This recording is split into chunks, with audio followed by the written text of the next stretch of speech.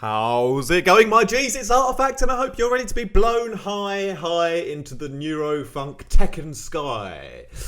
Today I've got a bass that's sponsored by Yoshimitsu, and he actually called me up last week on WhatsApp and said, you know, I've got a wicked sound. I think you should resample me in Vital, make me a little bit famous. So I thought, yeah, that's what I'm going to do today. If you're new to the channel, I really appreciate you being here. Honestly, your support means a lot. If you wouldn't mind hitting one of these beautiful vegetable buttons down below, comment, you know, whether you prefer spring onion or red onion. It doesn't really matter. No, everything's still safe. Yes, so we're going to make a wicked Yoshimitsu bass. Also, if you like, when I only wear a shirt not really open the whole way, or you just, you know, think my channel is cool and you want to support, you can check out the links down below. Grab my latest Vital preset pack, Vital Meta Bass. There's some wicked sounds in there. Or you can also join my Discord, which is a very beautiful community of people. Let's listen to the bass and then you can decide whether you like me or not.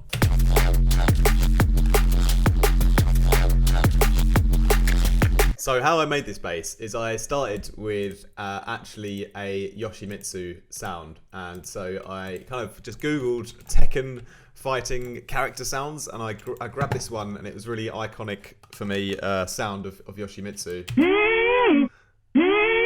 I kind of remember that sound when he was, I can't remember what attack he was doing, or I think he was spinning around and hurting himself or something like that. Doing some kind of Japanese harakiri, Hare Krishna, Sudoku. Yeah, I'm really terrible with culture. Sorry. Yes. So what I've done is I've bounced that out, and I've reversed another version, and then I've faded in the reversed version together to make a longer kind of sound. I love that already as a rhythm. I think that would be almost ready to sign to Hospital Records straight, you know, out of the gate. But I've just lengthened it, and you know, lengthening things is good. So the ladies say. Yeah. So basically, I've put that into then Vital, which is this synth that I've been using, and basically, I've put it into the sample section here, and then I've created this bass line here, and without the sample. Quite uninteresting. It provides all the movement and all the texture. Oh, that's just the drums. And yeah, I love this bass. Like I said, I'm dropping it on my Patreon today, so just join it. I mean, you're gonna absolutely love it there. Get discount on my mentorship, like I mentioned earlier. And yeah, so let's talk about the sound design. So you got you freeloaders out there can have a little bit of nuggets of gems to take away. Also, there's a little movement button here. Look.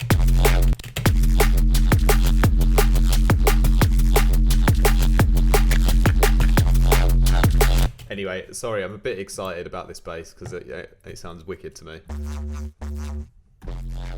So it's kind of in F. So if it's a bit quiet at the moment because it's sitting over my sidechain. If I move. I'll tell you what, I'm turning my sidechain off for a minute. Now it's loud again. Right. Okay. Yeah, so how we started off was with the sample, and pretty much it's going through 3 oscillators, and you only have the output from the last one, and everything before then is little tweaks along like the signal chain to get to this final result. And then we sort of just, because it's only one oscillator in the end, I sort of turn it up a lot by distorting it, just to make it louder. And I sort of like putting on the oscillators first and then tweaking the pitch of the sample to get the desired result. So if we just sort of turn it on here, so obviously, you know, we start talking signal chains, we start with the sample level. And I'm going to turn that straight off, and I'm going to put, you know, the level up of my first oscillator, which is a triangle. And then I'm sort of adding the FM sample, so it's going in. And if we just turn this down for a minute so it's mono. So that's my first kind of texture. Then we're going to go into the second one, which is a sine wave.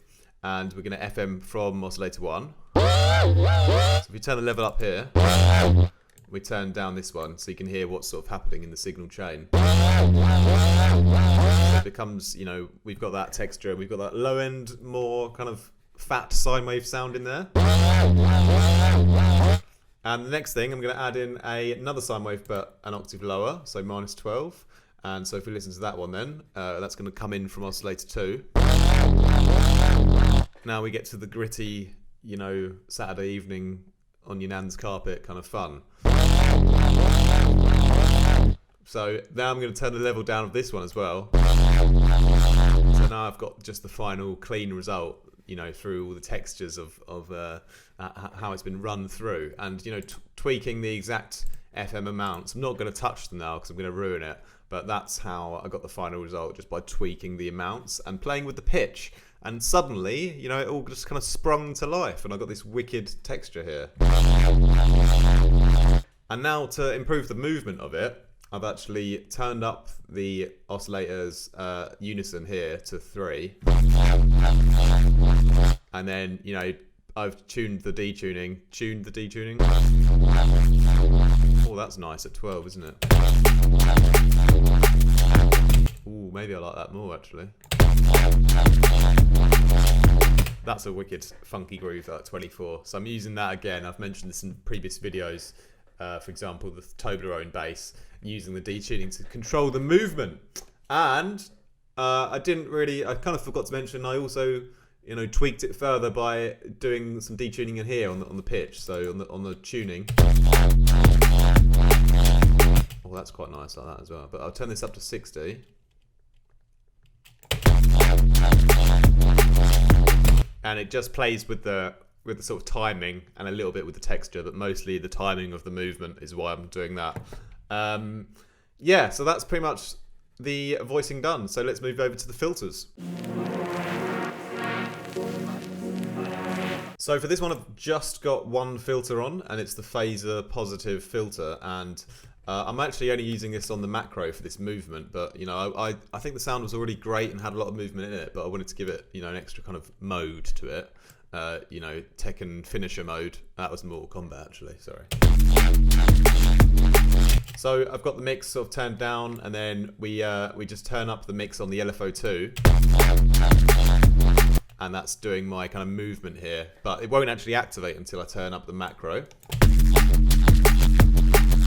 And the reason that's happening is because I've put the macro on the smooth. So the LFO, I turn the smooth all the way up, and it basically renders the LFO useless. It makes it so smooth, like a smooth, you know, a guy who's, I kind of always think of it, you know, this guy who's so smooth with like ladies or something that he ends up not even doing anything and nothing ever happens.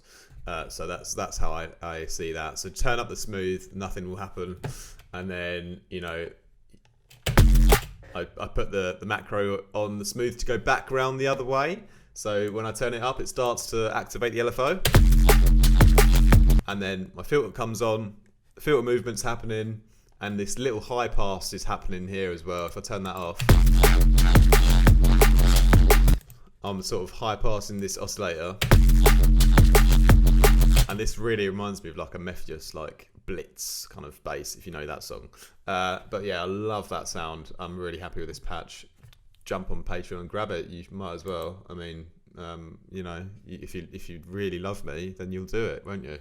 Yeah. So anyway, let's move on to the effects. So on the effects here, on the distortion, I've got a drive up at 7, and the reason it's 7 is because it's my favourite number, and I will share a little secret with you why 7 is my favourite number, but don't tell anyone because it's a little bit embarrassing. But basically, this footballer who played for England, who's called David Beckham. You may have heard him if you're in the States as well. Now I've got a lot of listeners from the States, listeners. Yeah, because he moved over there and started, you know, playing football over there. But when I was a kid, I was obsessed with him. Partly because he was so good looking, but also because of his beautiful right-footed free kicks, which were just amazing to watch. And I'm not actually, you know, into him in that way. It's just I can appreciate when someone puts time and effort into their hair. Yeah. So anyway, compressor up at drive at 7. You know, distortion. Getting that low end nice and popping. Then the compressor is just on a little bit on a mix, and I did it at 0.07 again, just to pay homage to David Beckham there, and I've kind of missed it now, and 69. Oh, 69 is quite a nice number as well. Maybe we could leave it there. Adds a little bit more extra high-end clarity because I've turned the attack up and the release down, and it just pumps everything in the high end quite a lot. Then I've looked at the EQ and thought, you know, there's this big kind of spike here. You kind of see this spike here, so I've just taken that down to flatten out the curve as we did through lockdown, so that's exciting. And yeah, that kind of, by flattening out the curve, everyone has a better time. No, not really.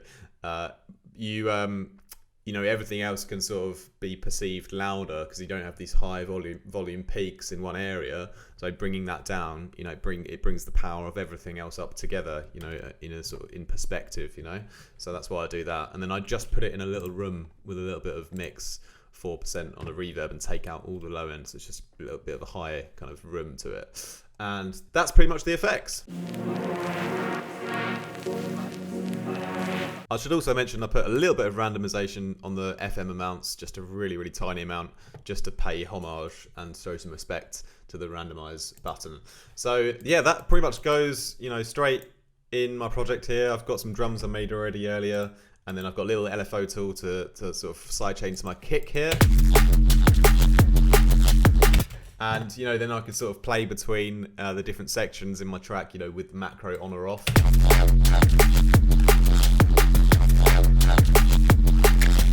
For example, and then, you know, I could bounce it out and then start to resample it, do some other weird things with it. This is all kind of stuff that I can help you along with in my mentorship as well, if you're interested in that. And yeah, thanks a lot for watching.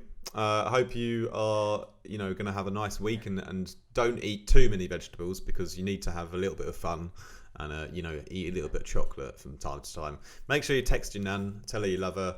That's about it for me today. Much love, and see you soon.